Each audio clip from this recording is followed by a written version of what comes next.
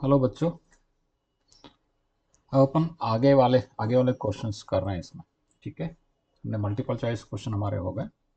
उसके आगे वाले क्वेश्चन करते हैं एग्जाम्पलर के। ठीक, state whether the following statements are true और फॉल्स। बताना है कि जो स्टेटमेंट दिया है वो ट्रू है या फॉल्स है। Justify your answers. ठीक है, देखो बच्चों, ये वाला जो क्वेश्चन है, पहला वाला सिंपल क्वेश्चन है। ये क्या है?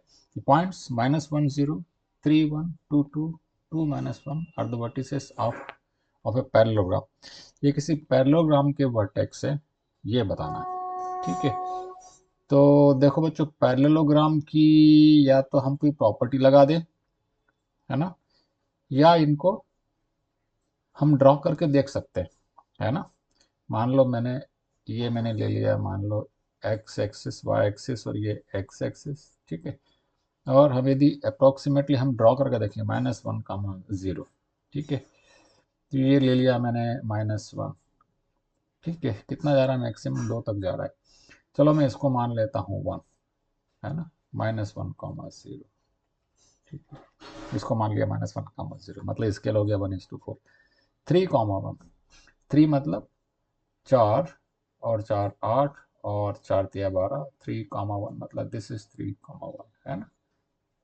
3 1, एक को मैंने 4 के बराबर लिया, तो 4 4 दूनी 8, और 1 2 3 4 5 6 7 8 9 10 11 12। 3 1।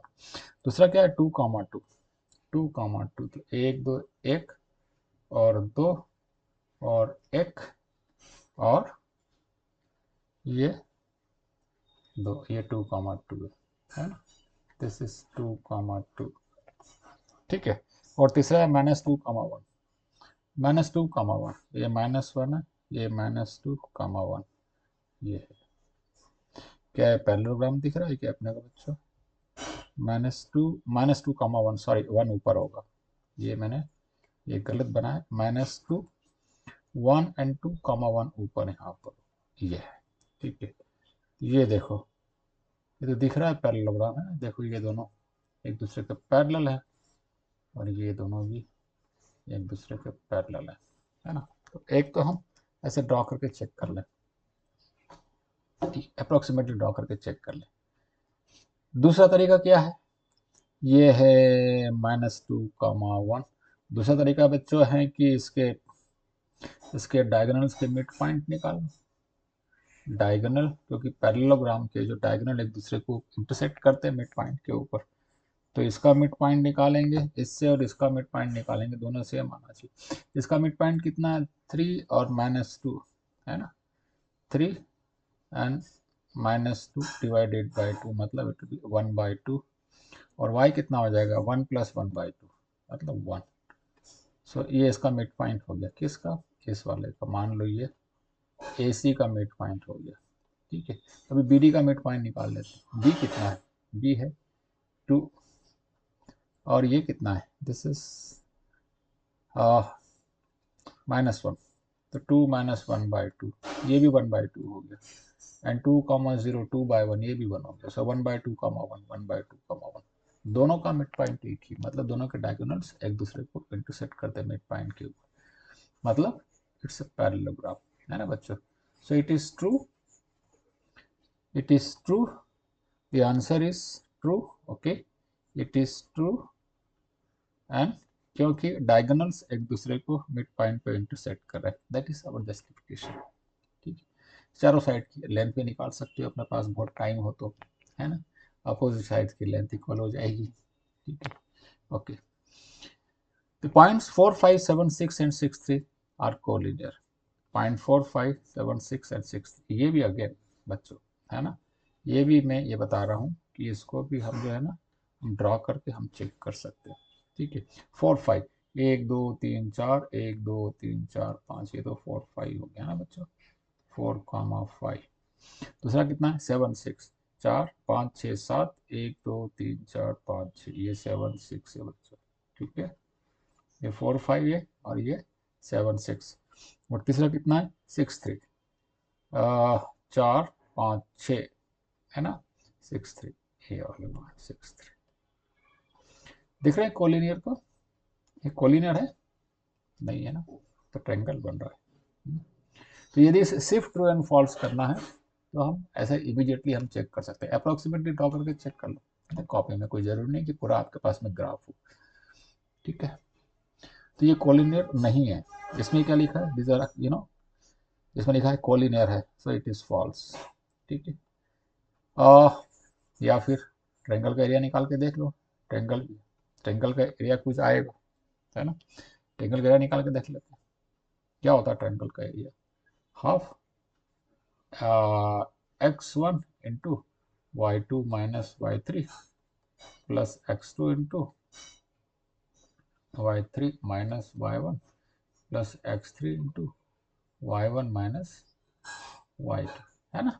सही लिखा है मैंने, देखो 1 2 3, पहले लिखा y2 माइनस y3, तो ये ऑर्डर है, तो ऑर्डर ये चलेगा बच्चों, देखना y3 माइनस y1 है, y3 minus y1, y1 minus y2, y1 minus y2, so this order is correct, ठीक है।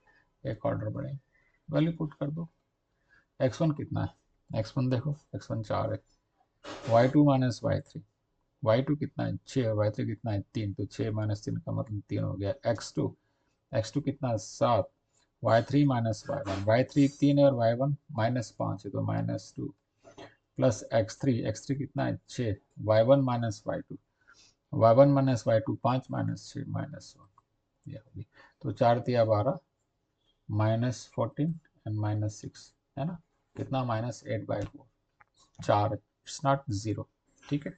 यदि एरिया 0 होता तो बोलते they are the points are collinear, area 0 नहीं है, ठीक है। तीसरा क्वेश्चन लेते हैं, points P 0 minus 7 is point of intersection of y-axis and perpendicular bisector of line segment joining point A minus 1 3 and 7 minus 6, ठीक है। पॉइंट P जो है is the point of intersection of y-axis and perpendicular bisector of line segment joining this axis, ये जो दो points हैं यहाँ पर, है ना, इसको भी हम ड्रॉ करके भी चेक कर सकते हैं, ठीक है, ड्रॉ करके भी हम चेक कर सकते हैं, मैक्सिमम क्वेश्चन को हम ड्रॉ करके चेक कर लेंगे इसको, ठीक है, और हम कैलकुलेट भी कर सकते हैं। चलो पहले ड्रॉ करके चेक कर लेते हैं, कोई इसमें ये सभी नीचे नीचे ये -1 0 7 -6 है, तो हम नीचे नीचे ही प्लॉट करते हैं सारे पॉइंट्स, ठीक है। ओके, y में ऊपर तो है नहीं पॉजिटिव, ठीक है, तो अपन पॉजिटिव में हम जाए ही नहीं। ये दो पॉइंट्स कौन कौन से बच्चों, एक है -1, 0 ये पॉइंट हो गया, और दूसरा हो गया 7, -6, 1 2 3 4 5 6 7 -6 1 2 3 4 5 6, ये 7, -6 है ना, 7, -6 और ये -1, 0, इनको ज्वाइन करने वाली लाइन, ठीक है। इस पे परपेंडिकुलर बाइसेक्टर यदि हम ड्रॉ करें तो यहाँ पे कहीं पे आएगा बच्चों परपेंडिकुलर बाइसेक्टर, ऐसा कुछ आएगा, है ना, अप्रोक्सीमेटली देखिए 0 -7 है क्या, रफली 1 2 3 4 5 6 7 आ रहा है 0 -7, है ना, 0 -7 ये लग रहा है सही है, ठीक है। फिर भी हम कैलकुलेट भी कर लेते हैं, ठीक है। तो ये जो पॉइंट है 0 -7 से, इससे ये दोनों पॉइंट इक्वी डिस्टेंस पर होंगे, तो 0 -7 और -1, 0 इसकी डिस्टेंस निकाल लेते हैं, और 0 -7 और 7 -6 इसकी डिस्टेंस निकाल लेते हैं, इक्वी डिस्टेंस होगा, है ना, ठीक है, क्योंकि परपेंडिकुलर बाइसेक्टर पे कोई भी पॉइंट हो तो दोनों पॉइंट से इक्वी डिस्टेंस होता है, तो ये डिस्टेंस कितना होगा 0 -1 का होल स्क्वायर, तो 1 हो गया, और ये 7 -0 का होल स्क्वायर 7 तो 50 हो गया, तो ये √50 है, ठीक है। इधर देखो 0 7 इसका स्क्वायर 7 49 और 7 -6 का स्क्वायर 1, ये देखो √50 है ना बच्चों, दोनों इक्वल है, ठीक है। Therefore point this is the point of intersection of y-axis and perpendicular bisector, this is correct, this is true, ठीक है। ये 3 क्वेश्चन किए हमने बच्चों, ठीक है, बाकी क्वेश्चन अगले वीडियो में करते हैं, बाय बाय।